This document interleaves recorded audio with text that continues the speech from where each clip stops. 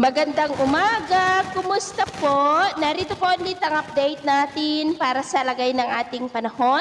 Ngayong umaga po ng April 12, 2025. Ngayon po ay patuloy pa rin na mainit na hangin na mula sa Pacific Ocean ang umiihip po ngayon dito sa ating bansa o yung tinatawag po natin na easterlies. Yan rin po ang dahilan ng pagkakabuo ng mga localized thunderstorm na dahilan ng mga pag-ulan sa panahon po ng tag-init, lalo na po yan sa dakong hapon, gabi at madaling araw. At sa ating long-range forecast, consistent pa rin na walang bagyo na namamataan na tatawid po sa ating kalupaan for the next 2 weeks. At sa lagay ng ating panahon, ngayong madaling araw po ay maayos ang panahon sa malaking bahagi ng ating bansa, maliban lamang sa mga tsansa ng mga isolated rain sa ilang bahagi ng Sorsogon, Masbate, Romblon, ilang bahagi ng Palawan, Mansalay, Rapu-Rapu, Catarman, Eastern Samar, Tacloban at Siargao.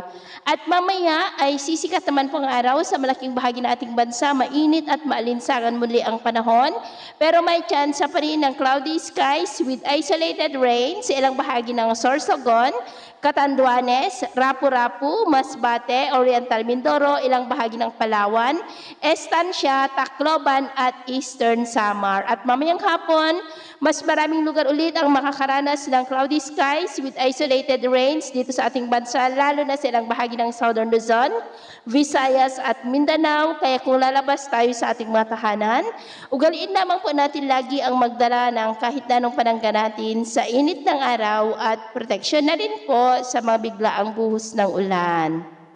At sa atin naman pong mga baybayin, wala naman po tayong nakataas na namang gale warning signals, pero iba yung pag-ingat lamang po kung papalaot tayo para po mas makaiwas sa mga sakunang pangkaragatan. So, ito ang latest update natin sa araw na ito. Ako po muli si James na nagsasabing sa kahit ng pagsubok po na darating sa ating buhay, huwag na huwag po tayong mawawalan ng pag-asa. Thank you and God bless!